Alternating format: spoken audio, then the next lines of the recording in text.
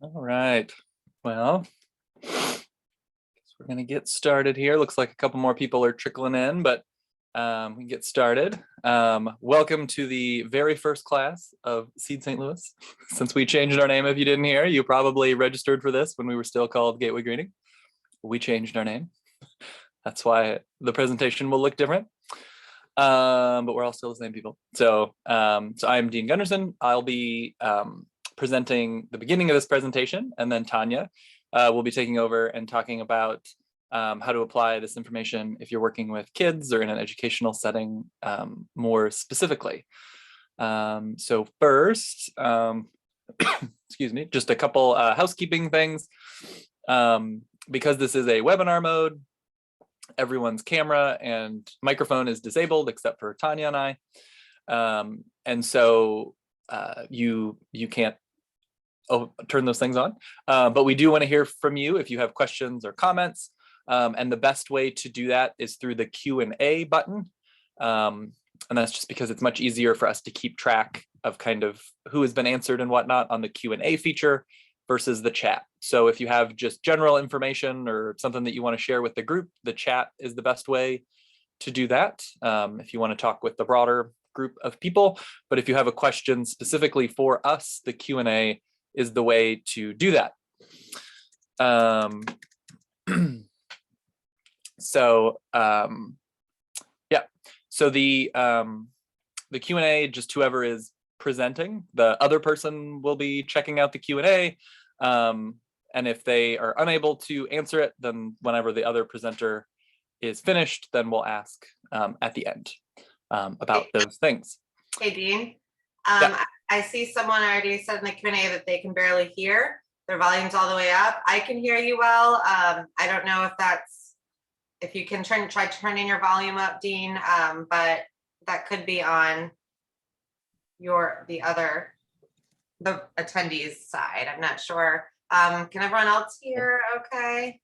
So you can just maybe drop in chat if you're also having a hard time hearing, so we can be sure. Okay, looks like everyone else can hear fine. So yeah, I don't know. I don't have any other.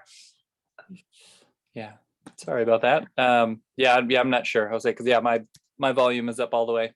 So yeah, maybe try or if you have that earbud, sometimes that helps. Yeah. Okay. So I guess we will get started. And yeah, like I said, if you have any questions along the way, just drop those in the Q&A. And either Tanya will answer them or I can answer them at the end. Or if you have questions for Tanya while she's presenting, I can try and answer those, or we will ask her at the end as well. So we are talking about vermicomposting at home and with kids. So I always start out with what it is. So what is vermicomposting? So vermicomposting is simply composting, except worms are the primary mechanism that is happening, as opposed to just like piling up compost. It's something where you're like materials. It's where you're actively adding worms, cultivating worms, caring for worms, for them to do the composting action for you. So why would you want to do it? You probably already have a reason if you're at this class, but just to go over some of the reasons that it can be useful is vermicomposting can be done inside or outside. So most other forms of composting, you're kind of limited to outside because they can sometimes smell or attract flies or other things like that. So although those things can theoretically happen with vermicomposting, if you're doing it correctly, you're not going to have those issues. Worms also usually like to be fed small amounts on a regular basis as opposed to a huge amount at once. And so the pattern in which most people produce kitchen waste, where you're eating every day, I hope, and you're cooking hopefully every day or at least semi-regularly, you're going to have food waste on a pretty regular basis, and it's not going to be a massive amount. Like if you're, cleaning out your garden or raking up leaves in the fall, your kitchen waste is relatively consistent every week, and it's happening, every week of the year. So that's what worms want. So it fits pretty nicely into kind of a home composting system. Like I said, when done properly, it doesn't stink, which is nice. It can also produce more worms. So if you have worms, if you have a use for worms, if you like to, I don't know, go fishing, or if you have chickens, chickens love to eat worms. It's a system of composting that one of the outputs is worms. And when done inside, it allows you to compost throughout the winter. So you can compost outside in the winter as well, but if you have done so, you notice that it slows down considerably when it gets cold. Whereas when you're composting inside with vermicomposting, the temperature is pretty close to the same all year, so the composting speed is going to remain the same. So just a couple quick kind of worm biology things. So worms need a pretty moderate temperature range. So they really kind of want to be between 40 and 80 degrees for them to be happy, which is usually what homes are, is usually in that range somewhere. And if you think about it, they live in the ground where the temperature stays relatively constant. So it's not usually getting below freezing. In the winter, when the ground does freeze, they go deeper into the soil to stay warmer. In the summer, if it gets too hot and the soil is exposed, it's why you also don't see many worms. If you have a bare patch of soil in the middle of summer, it's because it's too hot for them. They go down deep. They also need oxygen, like pretty much all living things. They need moisture, like pretty much all living things. And these top 3 reasons are why mulching in your garden is a great idea. If you want worms in your garden, which if you're a gardener, you probably do, mulch helps with all those things. It moderates temperature. It helps keep the soil at a better consistency, so it helps oxygen infiltrate, and it helps hold in moisture. So mulch your garden. And again, like all living things, they need some form of food. So one thing that I think is interesting, because it's a bit of a misnomer, they don't actually eat dirt. They do consume dirt, like they literally bring it into their mouth and it goes through their digestive system. But their actual nutrition, the nutrients that they eat, come from the microorganisms that are living on the material that they're eating. So when they're eating organic matter in the soil, when they're eating little bits of wood, they're not breaking down the wood.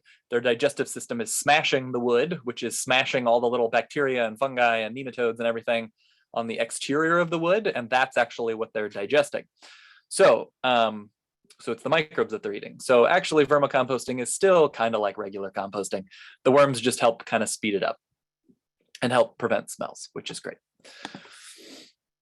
So then how do you provide those conditions that they need? So that's basically what all the different worm bin systems that you'll find people talking about, that's their whole point. That's the reason for their design, is a way to create those conditions in whatever situation you are in order to keep worms alive, healthy, happy, so that they will compost for you.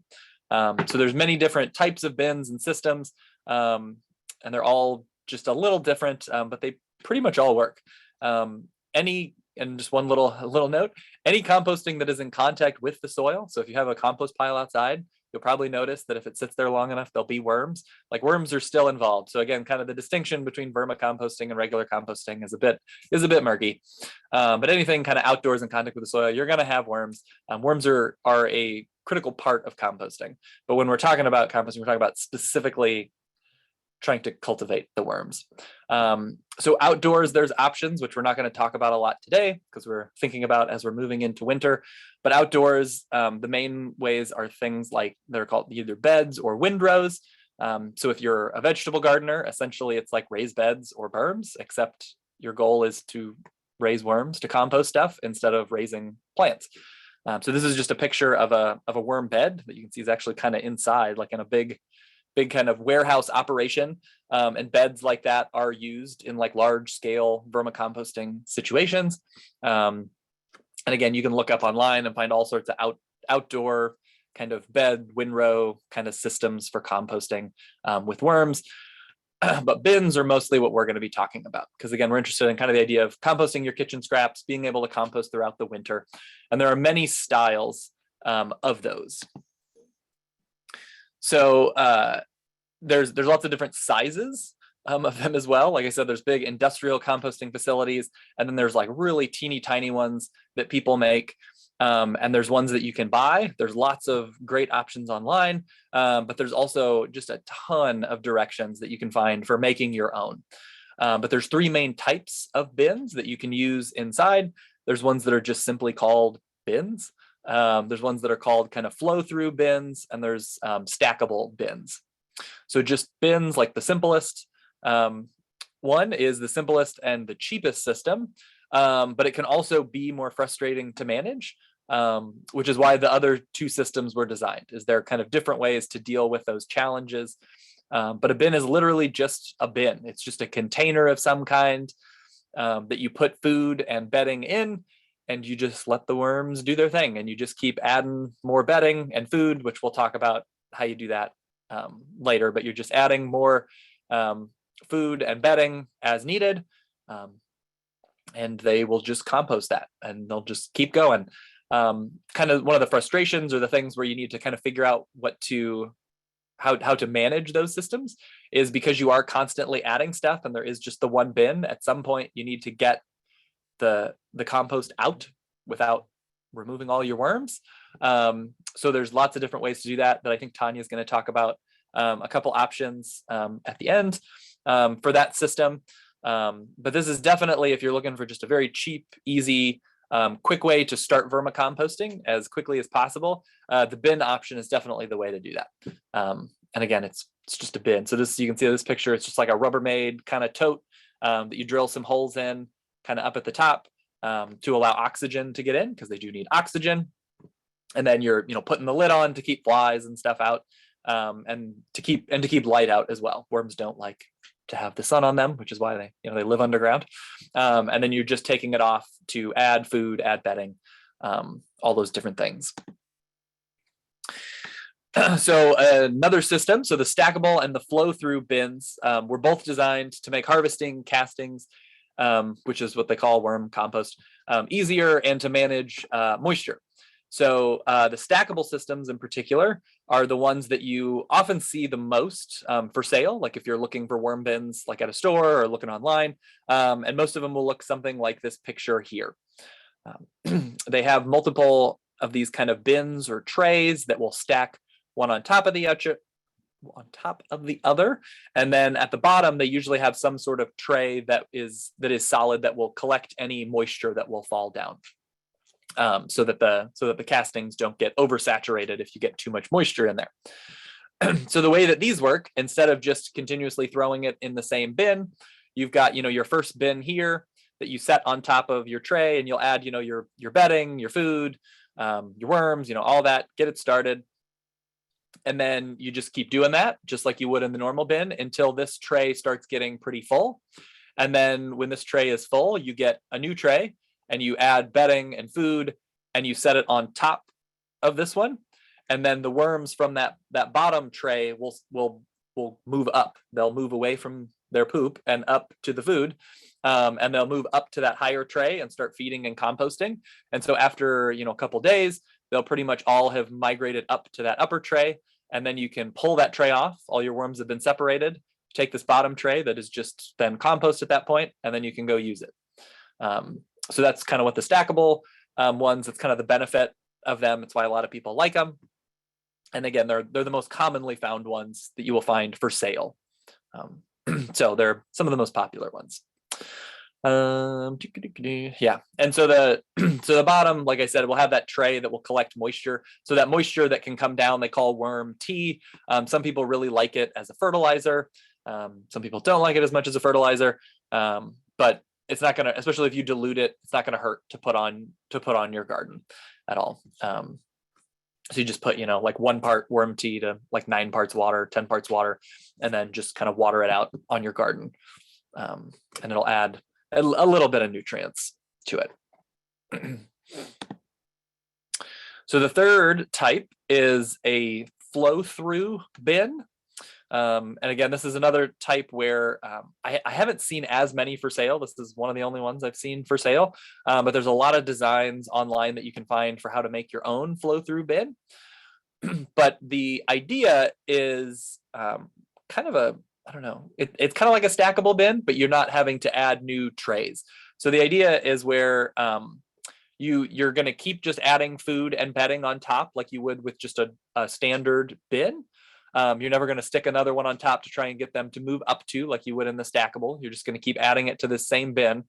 But at the bottom, there's holes. There's bigger holes than like in the stackable bins. Sometimes they're pretty significant. Like there might be bars that are, an inch apart, or like a really, big hold, kind of like hardware cloth kind of material on there.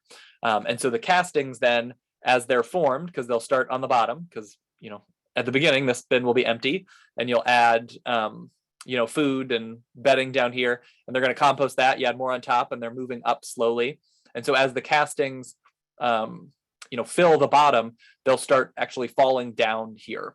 And oftentimes there's some sort of mechanism, like it looks like that's what this little metal piece is, where you can kind of move back and forth, which will agitate it and allow the castings to fall down into a tray underneath it.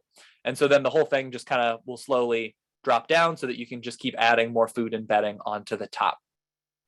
So this is kind of the preferred design, not this small thing, but the preferred design for like big commercial operations is they'll have big, long, kind of almost like tables that will have mechanisms like that then they'll automatically move back and forth to knock the castings down.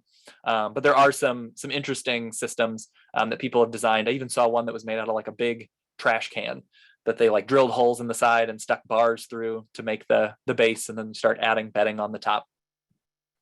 And then, you've got wheels and you can move it around, which is kind of fun, and might make your life easier depending on how often you need to move your worms. But those are kind of the three main types that you could look for inside. So now we talk about what you're actually, feeding your worms. So like with any other type of composting, you can compost any organic material. So anything that used to be alive can be broken down. But really what you're looking for is you're looking for plant material. You're usually wanting to avoid meat, dairy, eggs, stuff like that. Primarily because they can start rotting a lot faster, and so it can be pretty stinky.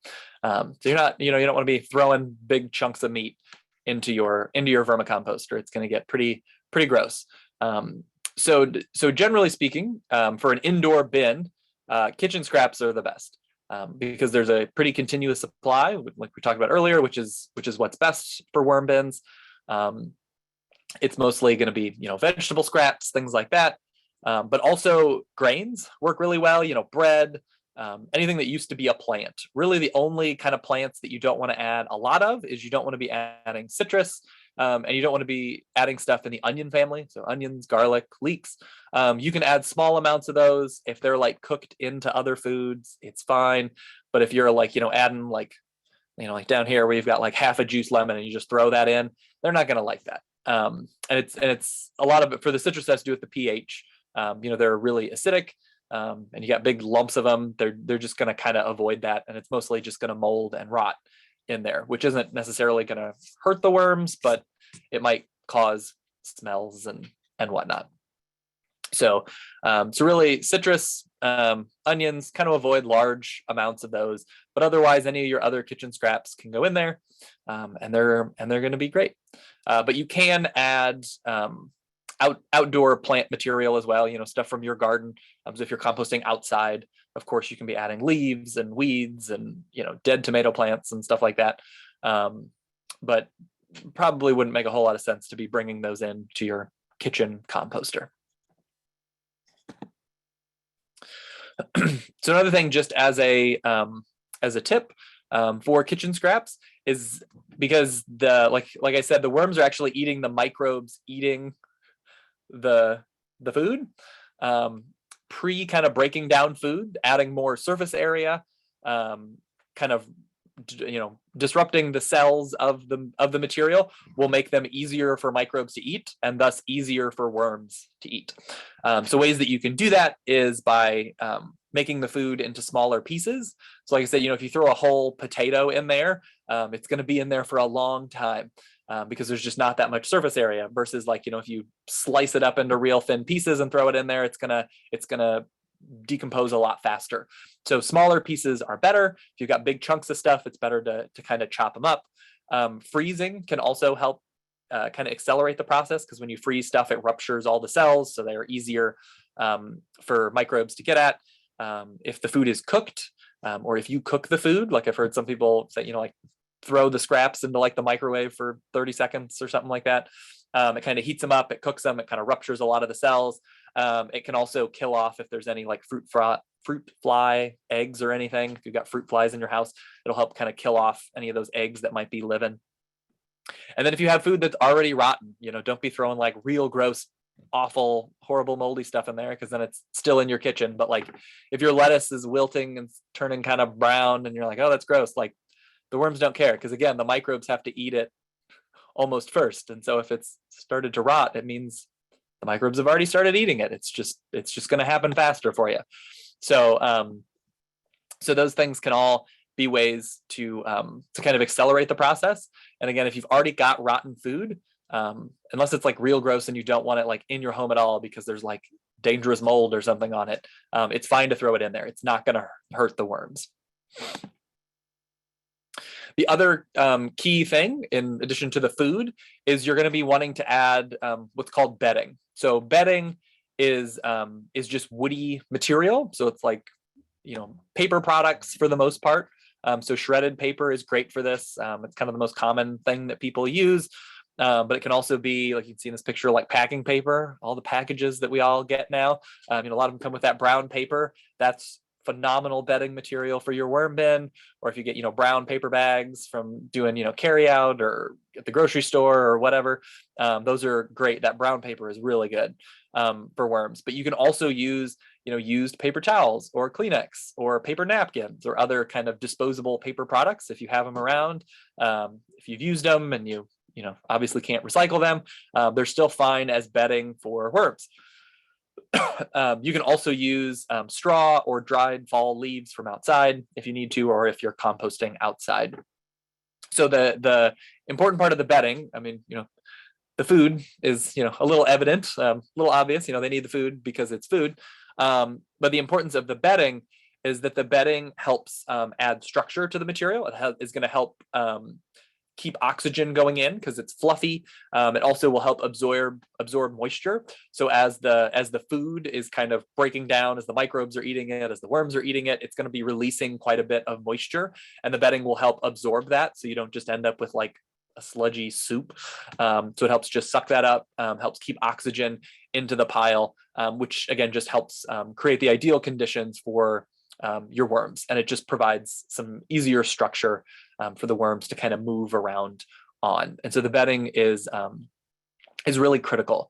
You really don't want to skimp on the bedding. So how do you actually use those things?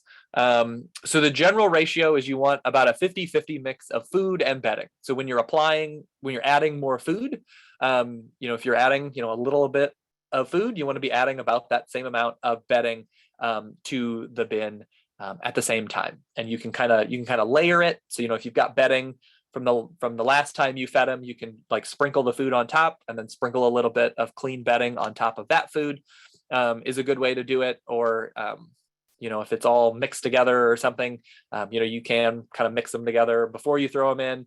It's kind of up to you, but the layering is usually easier. And then you can mist the surface of the bedding just to add a little bit of moisture because the bedding material is so dry. Usually just with like a little spray bottle, just pure water, just spraying it just a little bit to get a little bit of moisture in there, unless the bin is overly wet. So there are sometimes, especially depending on what food you're adding, or if it's more humid in your house at certain times of the year or something like that, you might be in a situation where you like open the bin and it's like wet, like soaking wet, like all the material, like all the bedding material from last time is like sludge. Like, it just might get very wet. There's just situations in which that happens. So if that's the case, you don't necessarily have to add more water. It might actually be a bad idea to add more water. And so in that situation, what you can do is you can actually add more bedding. Like if it's too wet, you can add more bedding and actually mix it in a little bit to kind of the pre-existing food and bedding that's there. And that dry bedding material will help kind of suck some of the excess moisture out. And then you can kind of reassess next time, in a day or so, whether you need to be adding water, adding more dry bedding, things like that. So it's just a little bit of a dance. You don't want it, again, you don't want it to be soup. You don't want standing water or liquid or whatever in there. But it should be moist. So, kind of like I don't know, it's kind of hard to tell, but like if you pick up the material, if you squeeze it, you should get a little bit of moisture coming out of your hand, but it shouldn't be like a stream of water coming out of your hand. If there's like a lot of water coming out when you squeeze the material that's in the bin, it's too wet, and you should be adding some more dry material. Oh yes, and then this is important too. So especially if you're starting a new worm bin, you're going to be getting your worms, which we're going to talk about next. You're going to be adding them in, and you need to kind of gauge how much food they can actually eat. So oftentimes when you buy worms, if you buy like a pound of worms, they'll say a pound of worms can eat a half pound of food a day or something like that. But most of us aren't out there with kitchen scales, weighing our food. So you need to kind of figure out how much food. So what I like to do is, kind of that first day you get them, throw a little bit of food in there. Don't do a huge amount, just a little bit of food, maybe like a handful or something, put it in there with some bedding. And just for the next couple days, check them at least every day, check it and see, like, is the food, are they eating the food? Is stuff going on? Are the worms active? And you just kind of gauge how much food they can eat. If you're like, oh, it says a half a pound every day, and you're adding a half a pound every day, and there's a bunch of like moldy food in there, and you're like, what are the worms doing? Well, you're feeding them too much food. Like life is not a formula. Like, I mean, those hard and fast numbers are nice, but they don't always work. But over time, as the worms eat, as you are consistently giving them food, they're gonna multiply, and so they will eat more food over time. And so you add that little bit, and you're just going to be gauging, and you're going to be adding just a little bit more food, kind of as you go on, until you get to the point at which they're eating all the food you want them to eat. And at that point, if you don't have enough food for them, that's when you can start actually pulling excess worms out, and feeding them to chickens, or starting another worm bin, giving them to somebody else who wants to start a worm bin, whatever you want to do. But you want to start small and then just slowly add more and more, because if you add too much, you are going to start getting molds. That's when you're going to start getting potentially foul smells, and those things are not necessarily going to hurt the worms, but they're also not very desirable to have in your home. So you just want to start small, slowly scale up, and you'll just you'll get a feel for it over time. You'll start getting comfortable with it. Same with the moisture, like I talked about. You'll start noticing, oh, it's really wet, or oh, it's kind of dry, and you'll just get that feel. And just know that worms are pretty adaptable. They live in all sorts of different soils. They'll be fine as long as you're trying and you're adjusting as you go. So where to get worms? So this is important. So a lot of times people think like, oh, I need worms, I'll just go out to my outdoor compost pile, or I'll go dig in the yard and get some worms. So you can do that. But there are two worms that are usually considered the best. They're worms that's kind of their preference is kind of a compost situation, that real kind of rich situation. A lot of the stuff that you might find just in your yard in the soil are more adapted to kind of lower nutrient conditions, where they're eating through a lot of soil. Whereas these two species, the red wigglers and the red worm, are both more adapted to like manure and like waste pits and stuff like that, like where they're eating very high nutrient things, which is what you have in a vermicomposting situation. So those are usually the best. So those are usually the ones you want to go with and start with, especially if you're new to it or you're uncomfortable with it. Those are the ones that are known to do well. And it's best to get those from a local supplier. And by local supplier, I mean someone who is actually like producing them locally, not just like a local business who is maybe ordering them from Hawaii, which is a thing.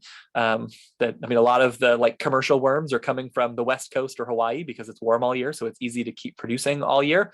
It's best to get them from someone who is producing them locally, and that's because worms' kind of digestive systems become adapted to the ecosystem in which they're in. So the kind of the microbes in the gut of worms that you get from Hawaii are going to have organisms that are native to Hawaii. Whereas if you get worms that have been living here for a couple generations, their digestive system is going to have microorganisms that are native to here. And so that's really what you want to be having the best kind of compost being produced by those worms. So it's best to get them from a local producer or someone who's already vermicomposting here in St. Louis and might have extra worms, like we just talked about in the last slide. Getting them from them is going to have kind of that same benefit for you. So then what do you do with the worm castings? So, I mean, it is a compost, but like we just talked about, worms' digestive systems have microorganisms that are kind of native to the place, and they're actually incredibly diverse. So worm castings can actually be a great way to produce a compost that is really microbially diverse, which is good for plants. You want lots of microbial diversity. The one thing to know with worms is that microbial diversity that they have is mostly bacteria. There's not a lot of fungi or nematodes or protozoa or anything like that, which are also good things to have in your soil. It's mostly bacterial. So worm castings are a great way to inoculate soil with beneficial bacteria specifically. So they can be really great to add as an inoculant. So, oftentimes we think of compost as a fertilizer, as oh, I need a lot of compost to add lots of nitrogen and potassium and phosphorus and calcium and all those different things. Well, you're not going to be getting large amounts of compost from here, but it is still valuable because even just with a very light sprinkling on your garden, you're going to be adding those bacteria. And those bacteria are actually what makes the nitrogen, the potassium, the phosphorus, the calcium, the zinc available to your plants. And so they're going to help unlock the nutrients that are already in your soil for your plants.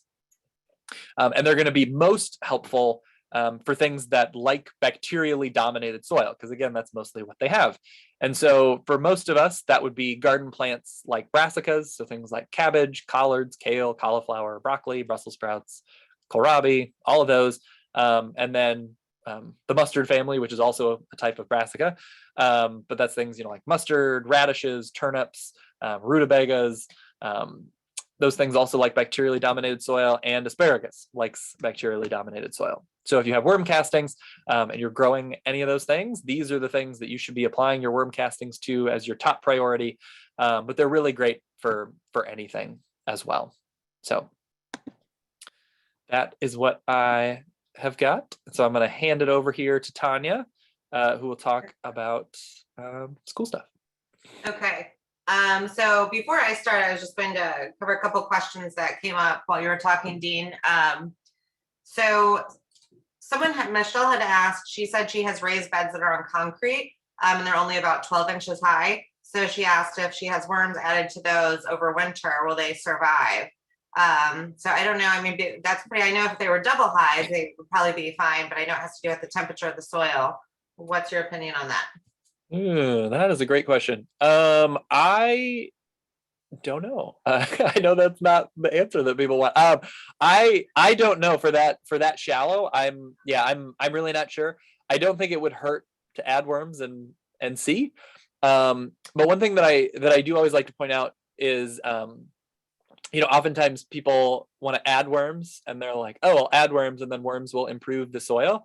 But again, one of the tricks to that is that worms are eating the microbial life. That's actually where their sustenance comes from. So it's kind of a chicken or the egg in terms of if you don't have good soil, the worms don't really have food. And so worms are not even as much the things that create good soil as much as an indicator that your soil is becoming good, if that makes sense. So my main concern would be if you don't have a high quality soil already, if you don't have a fair amount of compost, if you're getting really poor yields, it probably means your soil is relatively sterile. I'd be worried that you might add them and it might be warm enough, but they might just starve to death. So it's just a warning that even if they do happen to disappear, if you add them, kind of depends on what your goals are for doing that. But you could add them, see what happens, and give it a shot, and then report back. Because I don't know. It'd be a great experiment to try. If you're in a school setting, but if so, that would be great. So I'm not going to go through all the questions now, just so I have time to get through my part, but we'll come back to them, or Dean can kind of look through because there are a few under the Q&A now and answer you can type his answers if he wants while I'm presenting. So Dean covered all of the basics. Now I'm going to talk more about if you want to do vermicomposting in a setting with youth. It doesn't have to be in a classroom setting. If you have children, or just family members that you want to engage in this, I'm going to talk about just some easy ways to do that and some kind of lesson extensions that you can do. Dean, are you going to control, you're sharing still? Do you want to? It's fine if you want to, or you can stop sharing and I'll. Yeah, great. I will stop sharing. Okay. If you've got it pulled up, just so I you can do that, yeah. Do it. Hold on just a minute.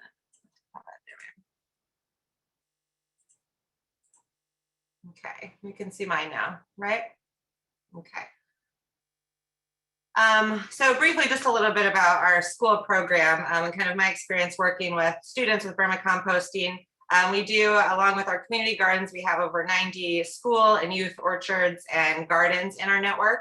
So I do some direct teaching in some of those schools with teachers and working with students. So I have done quite a bit of vermicomposting with students in that setting. I also provide professional development to school staff. So if you're interested in learning more about how to incorporate gardening or worm lessons with worms and vermicomposting with students, you can feel free to email me and reach out, and I can provide resources, professional development, that kind of thing. We also have a free curriculum on our website. It's called Seed to STEM, and one lesson I will reference tonight you can find on there to download for free.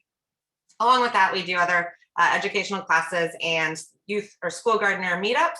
So if you're interested, if you work with youth and you'd like to participate in this, feel free to reach out to me or follow our newsletter. So why vermicompost with youth?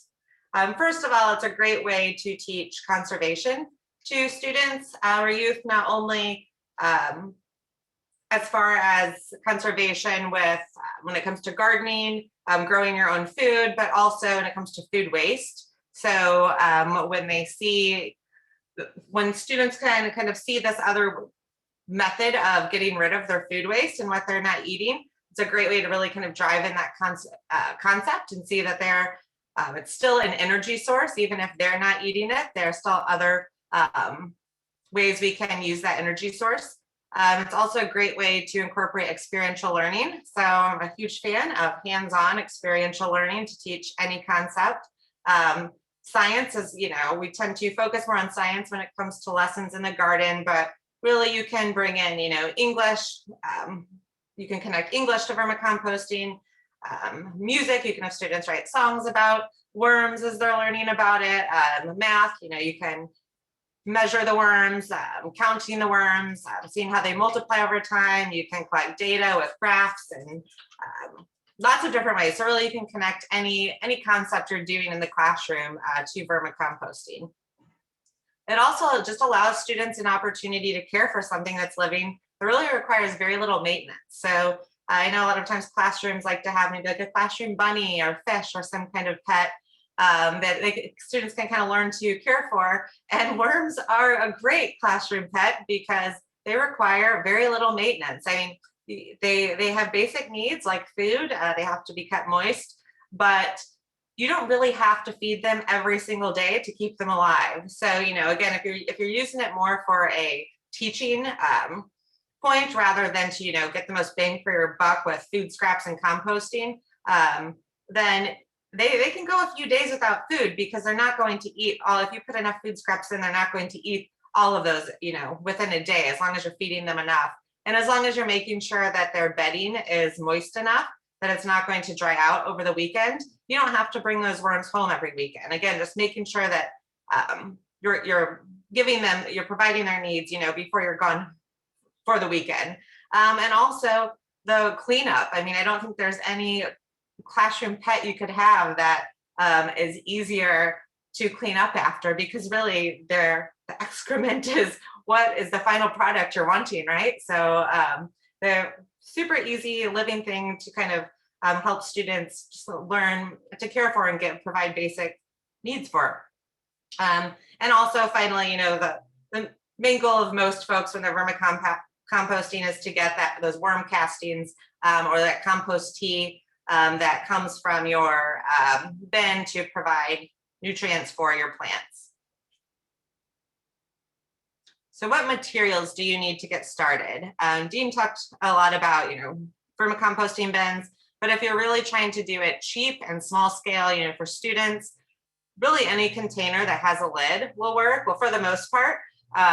So a lot of people use those plastic Rubbermaid tubs. I've known some teachers who have just used a bucket, but you do want to have a lid because you want to think about kind of recreating that natural habitat that worms like.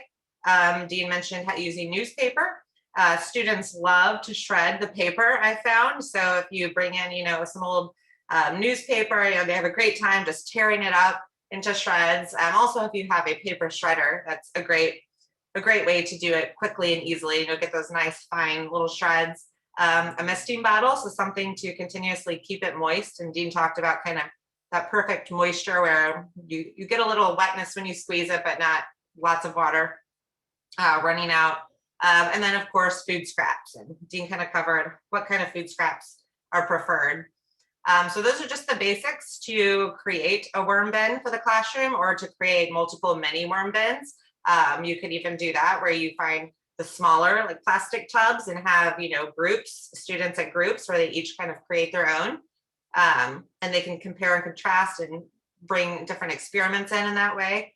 And then other materials that I like to recommend, really anytime you're doing any hands-on science exploration, having a hand lens or a magnifying glass, because this always encourages students to really spend some time making observations and they can look closer at whatever that is they're observing. And then, of course, something to write with, a journal, clipboards, paper, notebook.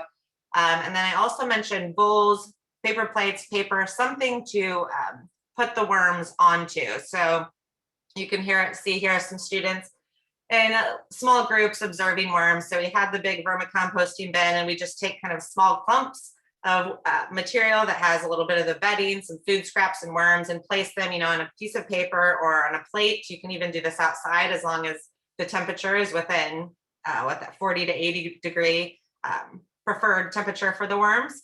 So really anything that you can put them on that's not going to have any kind of like oils or chemicals on it, that they can do a little observing. But it is important to remember when you're doing this, like if you're using a scrap of paper, that paper is going to absorb some of the moisture on them. So depending on how long you're observing them outside of their bin, you want to make sure you're kind of walking around, spraying them, keeping them moist, and letting the students know, not to handle them too much, that they're drying out, not to have like lotion or any kind of chemicals on their hands when they're handling the worms. But really, you can use anything to put them on. Worms don't move that fast, so they're not going to get away from you. And here are just some pictures of different worm bins in classrooms. So you can see up here, these are kind of the nicer ones that you would buy with the multiple trays, and you can see the little spout, and that's where you get that excess moisture that we call compost tea or worm tea, which also has those nutrients in it that you can put on your plants. But again, you can just use a simple small tub like this. You just want to make sure it does have some ventilation, so you could drill holes in it, different ways to make sure that there is oxygen that can go through that. And then here you can see the tub with the bedding, the newspaper shredding.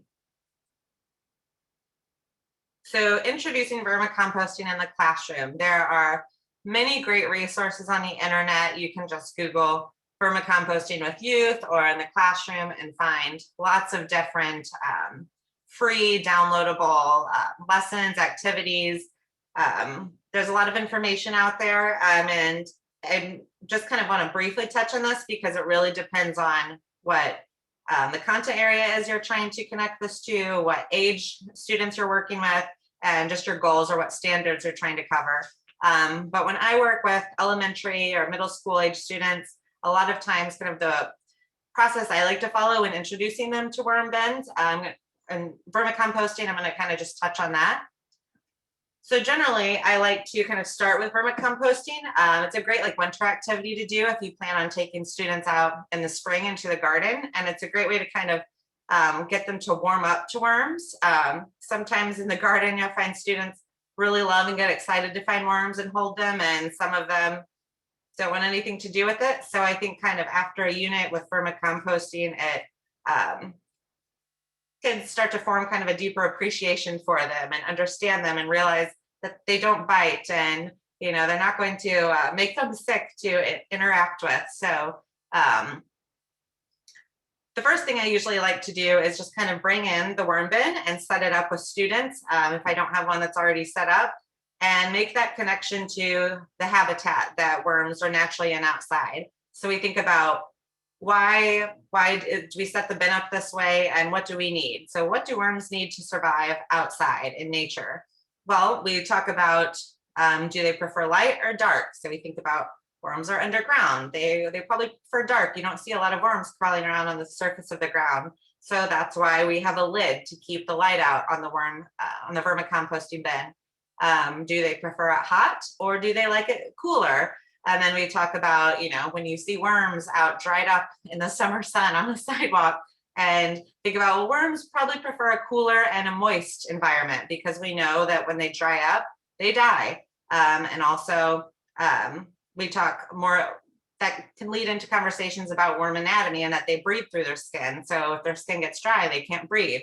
So this kind of helps students to understand how our vermicomposting bin needs to be kept with the lid on to keep it dark, kept in a cool or not too cold or hot environment, why we need to have that bedding. So it kind of mimics almost like soil for them to crawl in and under, and why we need to keep it moist. Sometimes students will say then, well, do worms like to swim? And then that can lead to conversations that, well, worms need oxygen. They still breathe, even though they don't have lungs. And if they're submerged in water, then they can't breathe because they don't have oxygen then. So lots of different connections, and you'll find yourself just connecting so many different things as questions come up from students or from youth when they're being introduced to worms. So then after we've kind of set up the worm bin and we've kind of talked about the habitat that they need in order to thrive, then I like to give students some of that time to put them in small groups and give them, again, some worms to just kind of observe up close with hand lens. And they might have a worm journal that they are just writing down observations in. 3 great prompts I like to use when doing any student-led exploration in nature are what do they notice? So I have them write down some things that they notice. That could just be they notice lines across the body, or they notice that they scrunch up when they move. Sometimes they'll say they notice a yellow, or they'll think the worms are peeing because they'll see a yellow goo, which leads to a great conversation that's actually something they release when they're scared. It's like a defense mechanism. I think they say that yellow or kind of green goo that comes out is supposed to smell kind of garlicky. You won't smell it yourself, but it's supposed to, like for a bird would notice it. So it's kind of a defense mechanism. So that leads to another great conversation. So they write down things they notice, then they write down what they wonder. So what questions do they have that we can kind of explore more later? And what does it remind them of? So they may notice the way a worm moves, and I have them make connections then. So what does that movement remind them of? So these are 3 great prompts for them to kind of start exploring the worms and their environment.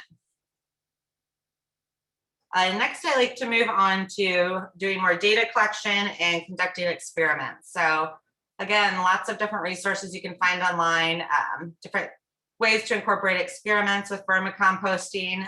You could have an ongoing graph where you're tracking how much food or weighing the amount of food scraps you're giving to the worms, and also checking like how that affects the worms over time. If you really want to spend some time, you could count the worms and see how they multiply over time based on maybe how much food you're giving them or what types of food. Again, you could have students in groups with their own smaller vermicomposting bins, and you could have, group A feeds them more fruit and group B feeds them more like carbs or grains, and kind of see how this affects their growth over time. Lots of different things, ways you can do this. One activity we have on our website called a worm sense. This has kind of been adapted for much younger students, but it's one activity I always like to do with any age group I'm working with. to kind of introduce them to worms' anatomy and different adaptations of their body.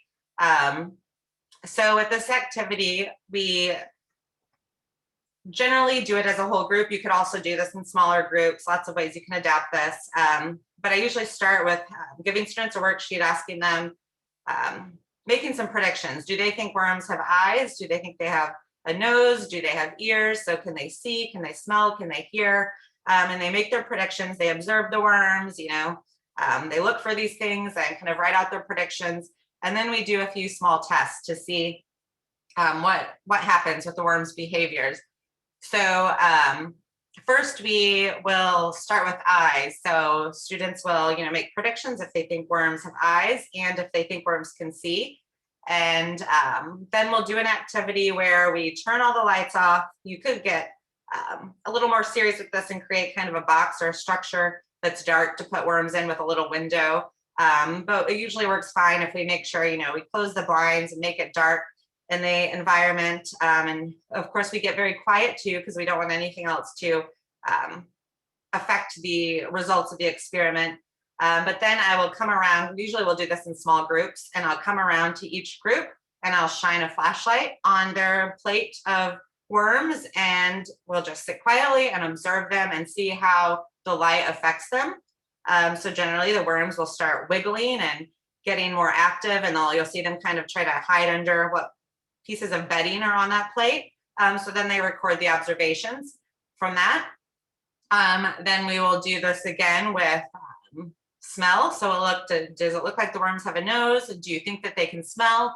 And then we will take, again, in the small groups, I will take a Q-tip with some kind of strong scented oil that I know, worms aren't really fond of. It's really any strong scented oil usually will work, and put a little bit on a Q-tip. And again, we'll sit quietly and very still, give the worms a chance to just settle. And then I'll come around and I'll just gently wave the Q-tip. If you have older students, they can do it themselves. Just make sure that it's clear that they don't touch the Q-tip with the oil to the worm. We'll just gently kind of wave it near the worm on both ends of it and just kind of see how it reacts. And you'll almost always see the worms it almost looks like they're dancing. They'll get very active and generally try to get away from that scent. So then students record their observations from that. And then again, we'll do it with sound. So I'll ask if they observe any ears, and also do they think that worms can hear. And we'll get very quiet, we'll sit very still. And then when I tell them go, we'll just start clapping as a class. And we'll again see how this affects the worms. So students will come to the conclusion that they don't see eyes or nose or ears, but yet the worms seem to have a way of seeing, or at least sensing light and dark, sensing sound, and sensing smells. And then that leads to a deeper conversation of how are worms able to do this, which comes down to it's all pretty much done through their bodies and receptors they have. And we talk about then why would worms need that adaptation?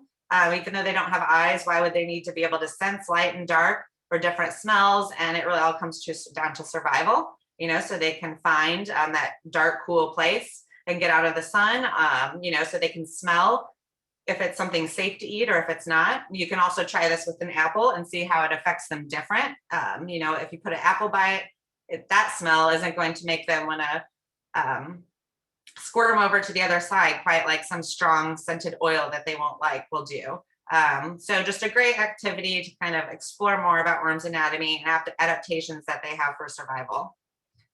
And then finally, we get to, once we've had them long enough that we have castings and worm tea to add to our plants, you can take that outside to the garden, or if you're starting seeds inside, and conduct more experiments, seeing how using those castings from the worms and worm tea actually will affect the growth of a plant compared to maybe a plant that's just being watered without, those added nutrients.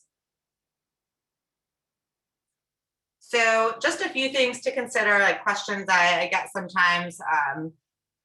I talked about worms are easy to maintain, but if you are using them in a classroom setting or somewhere that you will not be every day, you do want to think about long breaks. So like over spring break, If you're going to be out for a week, or over summer, you want to make sure that there is someone caring for those worms. So they can go a couple of days, as long as they're well cared for before, the weekend, but you don't want to really leave them alone for an entire week. Again, you don't want them to dry out. You want to make sure they're getting food. But the bins are usually very easy to take home. So if students have small ones, you could come up with a method for, someone in each group gets to take them home for that week. Or if you just have one classroom one, you can take it home. Very easy maintenance, just as well at home.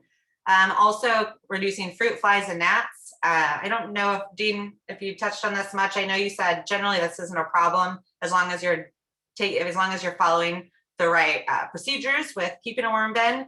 Sometimes you'll still get, you'll notice some fruit flies here and there.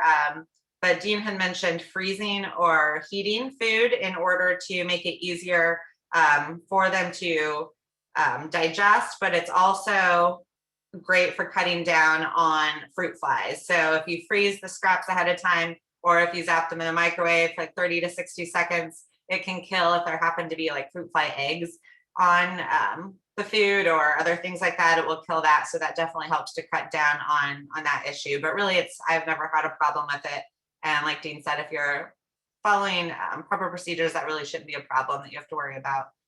And finally, separating the castings from the worm habitat. So Dean had talked about like the fancier bins where, they kind of drop down and you have the different trays. But if you're just doing, a simple tub and you don't have that kind of method that separates them for you, there are a few different things that you can do in the classroom or just at home. One's called the migrate method. And that's where you would kind of push your castings, as over time you'll see where it looks like it'll look like soil, but it's the worm castings that are appearing and less of that paper bedding. So you would kind of scoop the castings to one side and, what's left of the paper bedding to another, and add more bedding and food to that side with the newspaper. And you have to wait a little while, but eventually the worms are going to leave. Any worms that are mixed in with the castings will migrate over to the new bedding and the new food, of course, because they'll want to eat that. So after you give them enough time to kind of migrate over, then you'll be left with really just the castings to use for plants. And that's kind of a hands-off way of doing it. There are other ways you can do it if you want to get your hands dirty. And one way is to take kind of clumps of it and so you can see here students out sitting with paper spread out, and you can make kind of cone clumps of it and expose it to light. So if your classroom is bright, you could even use kind of a flashlight to add more light. Then the worms will naturally migrate down to the bottom of that pile to get away from the light. And then students can take small clumps off the top as the worms migrate down. So this is just kind of a fun way, hands-on way to separate the castings from the worms, or the worms from the castings. And a similar method to the cone method is the scoop method. And pretty much the same idea, but you're not doing it in small cones. Instead, you're just doing it in your tub, exposing it to light, put it under kind of a bright light and letting the worms move down, and then kind of scooping off that top layer of castings, and kind of continuing that and then adding more bedding.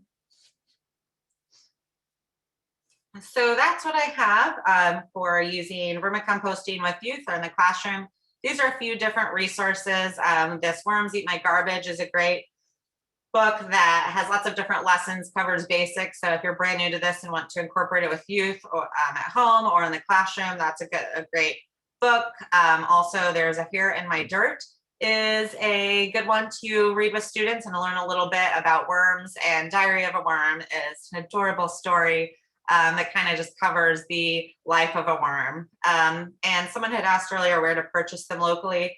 This is one, I have not used this resource. And Jean, I don't know if you're familiar with them, but this is one a local teacher had told me about. And I think she said we actually had referenced her to them at one point, but I went to the website and I see, yeah, they have red wigglers available that you can purchase. And that's all I have. I don't know, Dean, is there anything else you want to say or questions? So there were a couple of questions that I did want to address just to the group, just so everybody knew, because there was one that we got a couple people asking about like newspaper ink, like if you needed to be worried about like color ink versus black ink. And based on my understanding, you do not need to worry about that anymore. That used to be a thing that was more of a concern because they used to use heavy metals in inks, but they stopped doing that for the most part a while ago. I'm sure there's still somebody somewhere using that, but pretty much all newspaper ink, color and black, are soy-based ink. So those are not a concern. You can use any newspaper you have. And then I had another person ask, just because I think this is an interesting question. They say, can vermicomposting be done with roaches, flies, or crickets? What makes worms the most ideal small scrap eating insects? Yeah. So I don't know about roaches, but for crickets, I know that's definitely a thing that people do. People like farm crickets. And then there's a thing called black soldier fly that I know that people use for composting. So some of the reasons why I think like worms are better or more commonly used is that one, worms for the most part, I mean they they live in the soil and they want it to be dark. So usually they are not going to be jumping or flying out of the bin, which is an issue with crickets or flies or other things that that are used for composting on larger scales. Although we did have somebody ask about worms getting out of the bin. So that can happen, but usually that's an indication that the bin needs more oxygen in it, more bedding or less water or something like that. But generally they're going to stay in the bin, whereas like crickets and like black soldier flies and stuff can get out. And the other thing is with black soldier flies specifically, I know they're really the thing that they excel at is they like to eat animal products. So they're good at composting animal products. Like I know of actually a farm in Georgia that is using them to eat up all of their slaughterhouse waste so that they can turn all that into compost instead of it being a biohazard, which is what most slaughterhouse waste becomes. Yeah, and then for crickets, I think the main reason that like crickets, I don't think would fall technically under the category of composting, although they can eat like vegetable scraps. They will do that. They're not going to eat anything that started to rot. Anything that you don't want to eat, they don't want to eat. And they do need more than just kind of veggie scraps. So they usually need some high protein food. So they're usually being fed things like soybean meal or like chicken feed pellets or things like that. So if you're interested in raising crickets, they could be a way to use up some veggie scraps, but they're not strictly speaking like a composting animal. So yeah, I would just reiterate all that. I know I've had also many teachers and others ask me, about the worms getting out. And I've never seen that, because again, if you are creating the, worms don't want to be in the bright light of your house or your classroom. It's dry. There aren't food scraps lying around. And yeah, they don't move fast. So they're not going to search your house for these things that, they're more likely to die before they could get to that. So if you're creating the right environment that they need, they are not going to leave, even if you were to take the lid off. Which you don't want to do because you want to keep it dark. But yeah, as long as you're giving them that right environment, they're not going to leave that area. And I think also worms are great for this. I saw that question too, and I didn't want to answer it because I didn't have the answer. But really, worms are great for it because, like Dean said, they're not going to leave the bin. They move slowly and they kind of live to just eat, and they also reproduce quickly too. So yeah. But it is interesting to think about some of these other options that you could use. Yeah. Well, any other questions, or did we get to all of them? I think we got to all of them. I'd say unless anybody else has another question out there that they want to throw into the Q&A. I think we are good. And yeah, the chat, somebody asked for, I assume they were asking for your email, Tanya, and I put it in there. So some people might be emailing you. I mentioned the website. I did want to say right now, the seedstl.org website you see, you can go to it, but it's under construction. So if you want to find our Seed to STEM curriculum or the Worms Sense lesson, you will need to go to our old website, which is gatewaygreening.org, and under education, you'll find Seed to STEM, and you can find our lessons there. But we should have the new website up in a couple of months. So thank you, everyone. Right, yeah, thanks everybody.